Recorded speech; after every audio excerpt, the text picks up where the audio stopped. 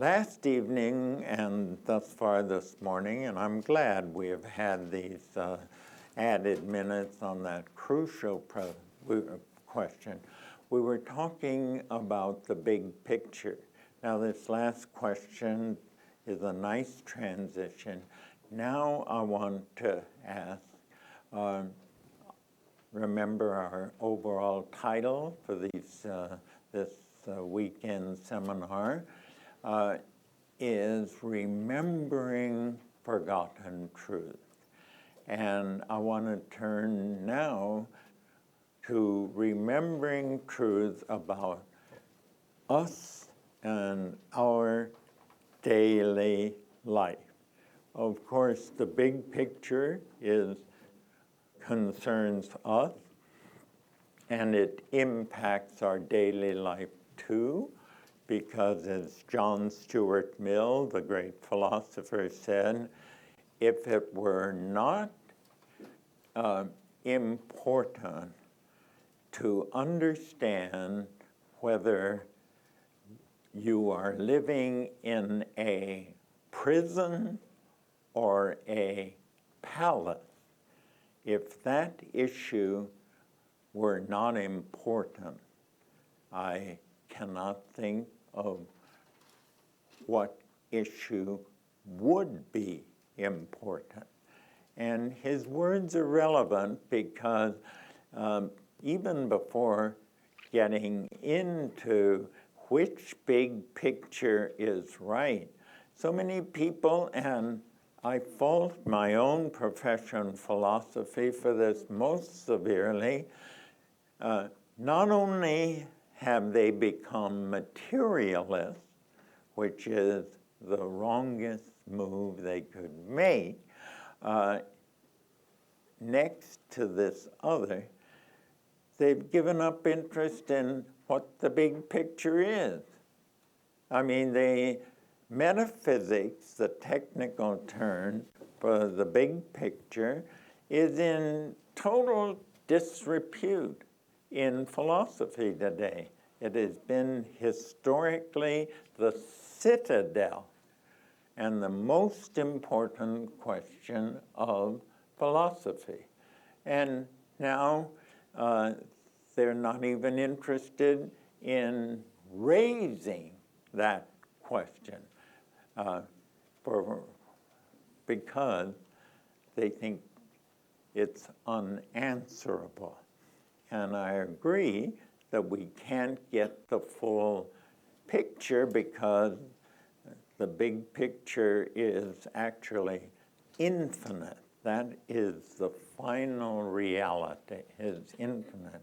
But because our finite mind cannot comprehend the fullness of the infinite, we are, as the Zen people say, our minds are like fingers pointing at the moon.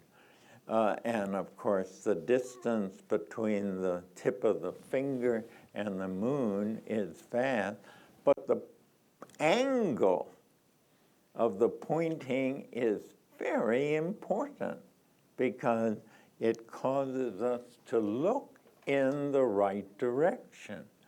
But philosophers aren't even, they're talking about ethics and language and the meaning of words and the relation of words to what's out there, that kind of secondary issue.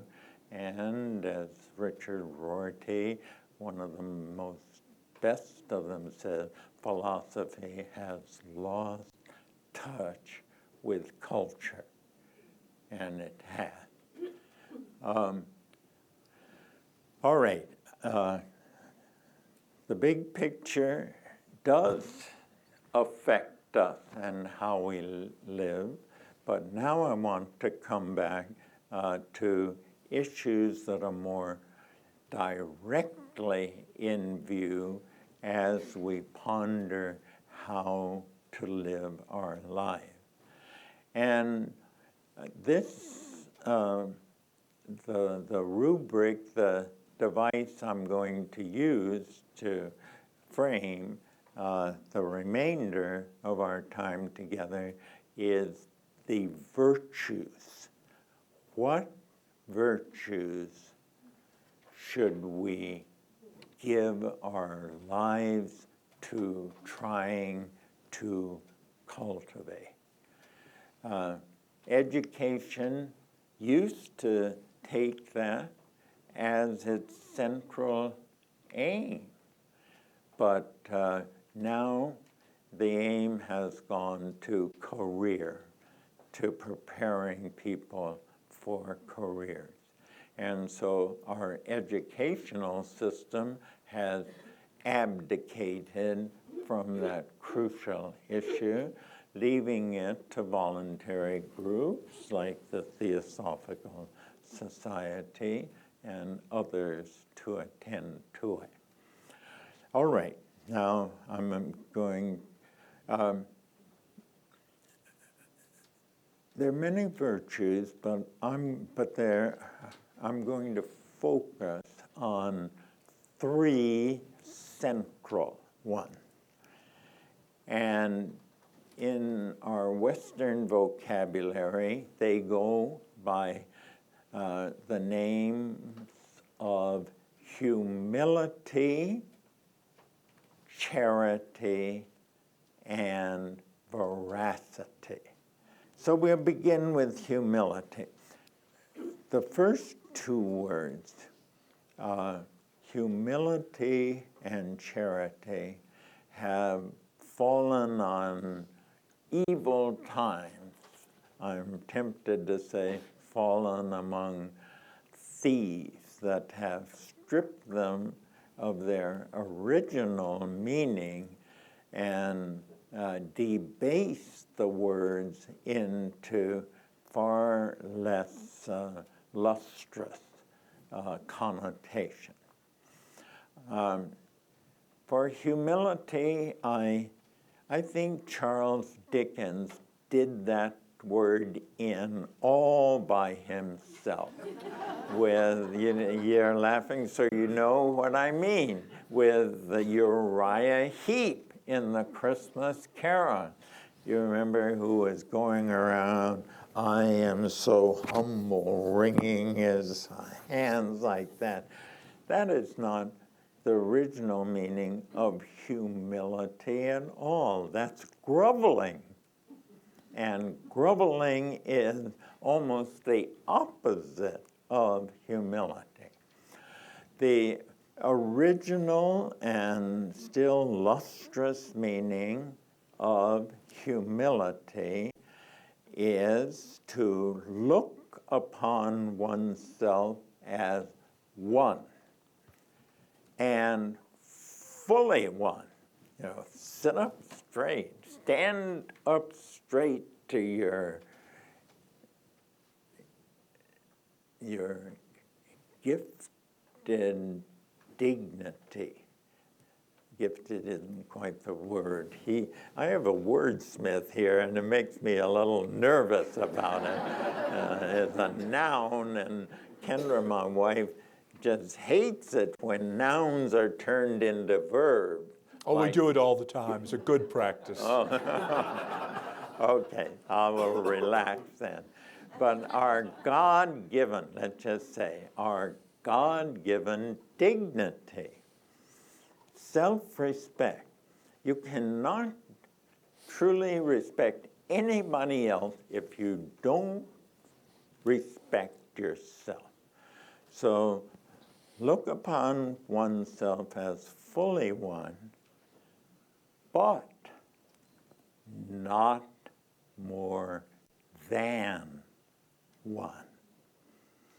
And that throws a bridge to the second virtue of charity, which also has lost its luster. We think of it as buying the street sheet from the homeless, or giving to the United Way, or charities of one sort, and that's very important. But to cut down to the root meaning of charity, it is to look upon one's neighbor as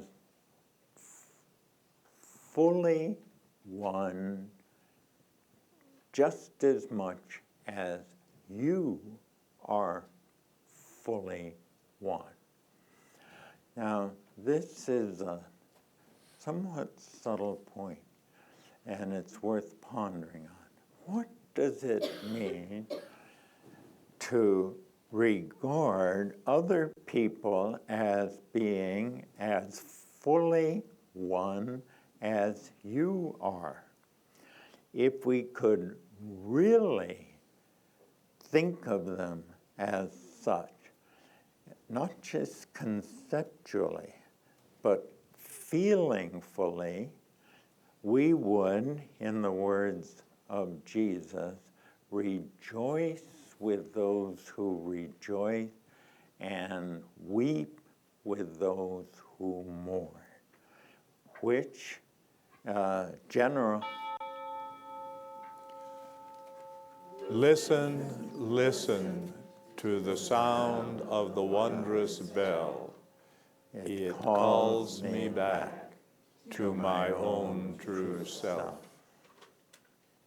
I forgot to tell you, we should do that in silence. So we should say those words internally to ourselves. I'm going by my teacher, Thich Nhat Hanh, and I neglected to indicate that aspect of this exercise. Now, it would mean that their feelings, positive or negative, rejoicing or grieving, we would feel their rejoicing as being as important to us or as vividly as they feel it. Now, let's admit right off, this is impossible. I'll just say that flatly. It is, we can empathize with people who are in pain, but there's no way. I heard about a dislocated shoulder or something at breakfast. There's no way that we can feel physically that pain to the intensity that they do. And that's true right across the board. We can be happy that a friend got an award, but we can't be as happy as that friend is. But it's an ideal towards which we can aim. To go back to that previous point, it's impossible to empathize as fully with another person as we feel for ourselves. But now here comes the really dark thing. Kant, Immanuel Kant, said there is something in the suffering of our neighbor that is not altogether unwelcomed by us. Boy, that's heavy. That is heavy. That it's just the opposite of rejoicing with those who rejoice. That there's something in the misfortune, that was his word, that is not altogether displeasing. And then he went on to say, if at minimum, why, we're glad it's him, not us. And that's sort of reasonable, but he thought that this vicious response inwardly, though very seldom acknowledged, he thought it was there in our makeup. Christians would say it's the result of the fall. Muslims would say it is the result of ghafla, forgetfulness of God. Asians would say it's due to avidya, or blindness, as opposed to vidya, the clear perception of the ultimate truth. Well, with apologies for introducing that negative note, I think it's well that we recognize that there is this element that is the exact opposite of charity, and part of our business and our discipline is to reduce that component in favor of true charity. Now, I'm going to go on to veracity, the third virtue, but let me pause here.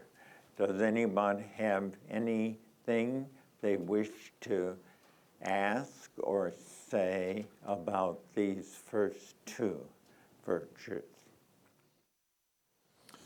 What do you think the Buddhist practice of Tonglen does to Kant's statement? It is a practice in which a practitioner decides they will take upon themselves the suffering of another being rather than having that being carry the suffering alone. I understand.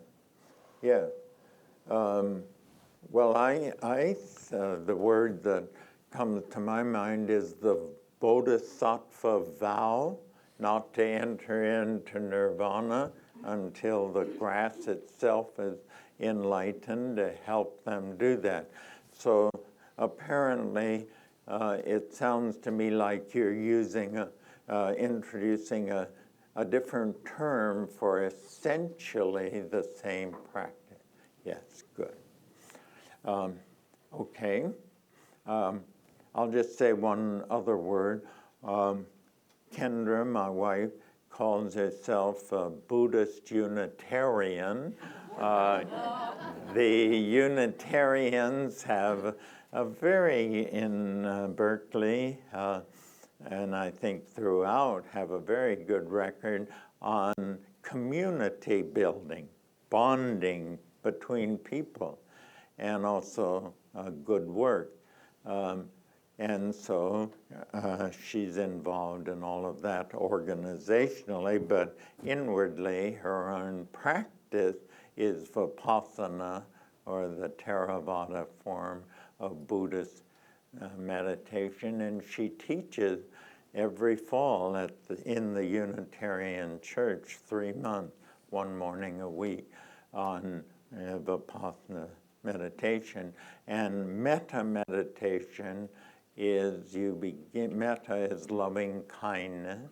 You begin by feeling it towards yourself, and then your family and intimate friends, and then your community, and it goes wider and wider until it includes all sentient beings. How can science be applied to the subjective inner experience as perhaps a way of resolving the conflict?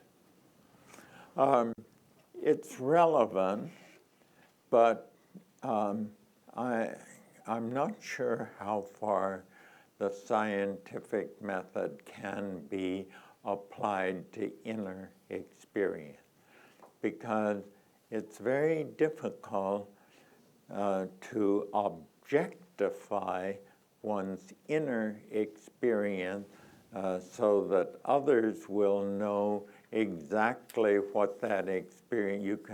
We can fumble with it with words. So there is a rough analogy, but I think Ken Wilber has been referred to, and others, place too much emphasis on the potential of this, that in a very general, rough sense, why you can, as in physical technology, say, do this and that will follow. In a very general sense, you can say that, but you cannot say that very, very precisely. Kant's statement suggests that, in fact, there is, along with the love that pervades the creation, a darker side. Yes. Oh, there is. Because all the religions say that even though ultimately, absolute perfection reigns, nevertheless, our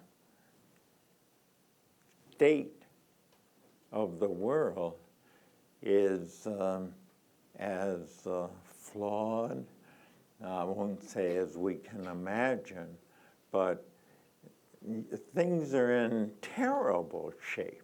And they both say that, say both of those.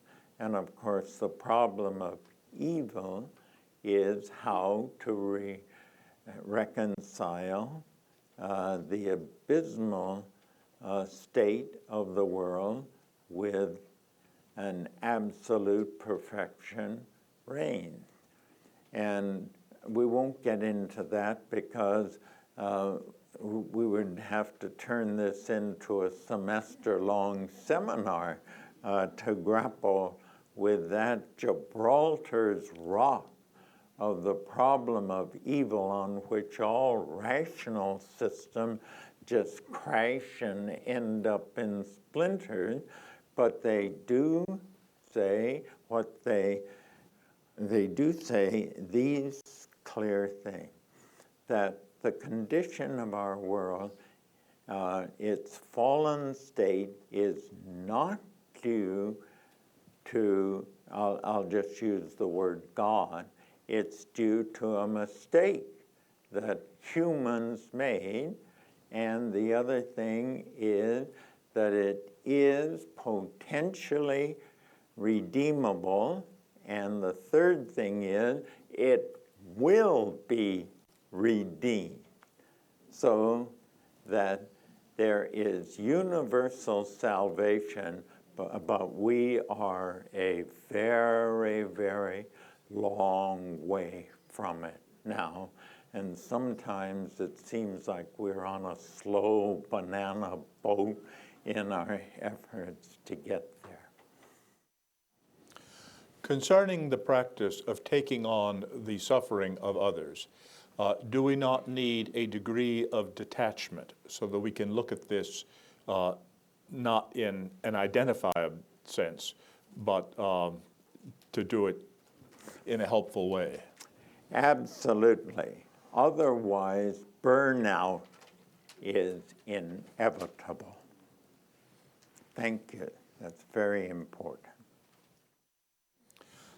In your book, you mention the opposition between theists and non-theists, but the questioner observes that she has seen a dialogue going on here, and is this not hopeful? Between theists and non-theists. Yes, I think the dialogue is hopeful, and it should begin, as it usually does, by each side clarifying what they mean by theism and why they are for it on the one hand and why they're against it.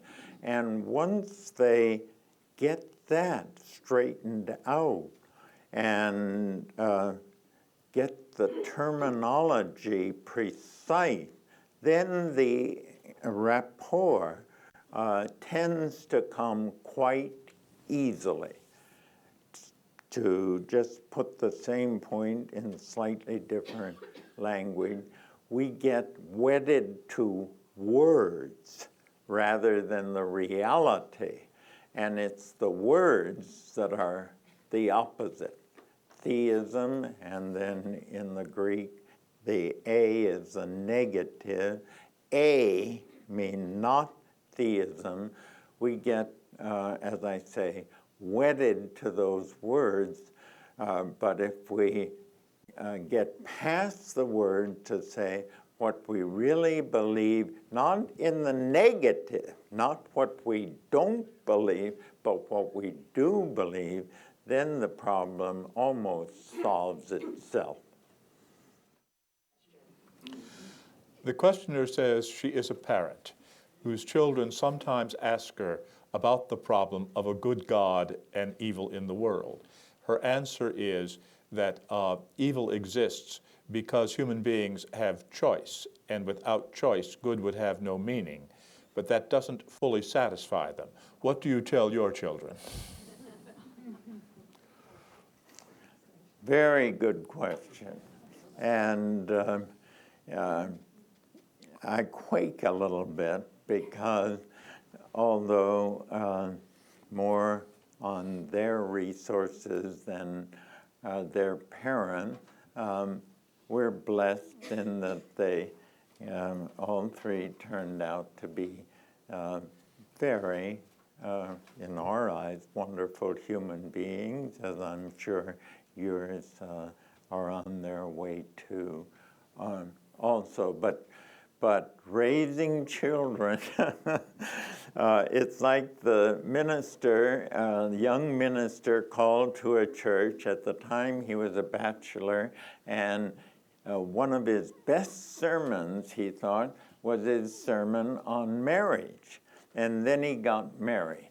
And every year after that, his sermon on marriage became shorter and shorter until by the fourth year he said, "Do the best you can, folks."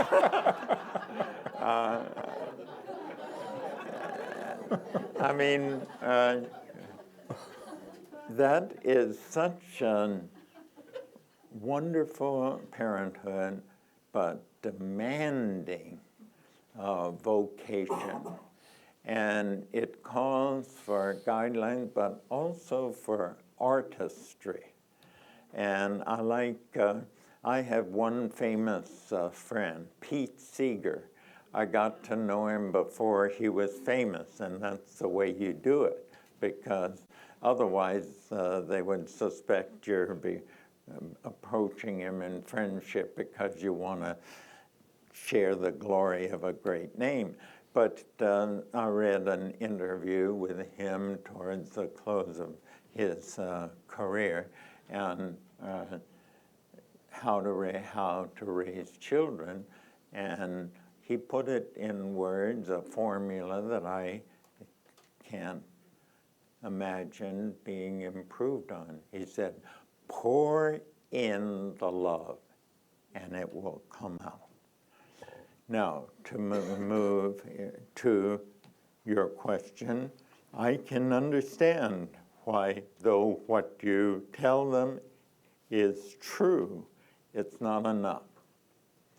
And here, I'm going to resort to my own inherited tradition, which I experienced in a good way. It formed me. I know so many wounded Christians and wounded Jews where the institution just rubbed them the wrong way, and I understand that completely, but it wasn't my experience. And so I'm going to just say, speak to what Christianity adds to your answer, and I could tease out the counterpart in all the other 7 traditions that I've dunked myself into, but the time does not allow. Christianity adds that God, and I haven't asked, I sometimes think it's a good thing to begin by saying, is God a good word? Well, why don't I ask, I'm going to ask you whether for you in your experience and your people you associate, is God for you on balance a good word? And then I will ask the reverse.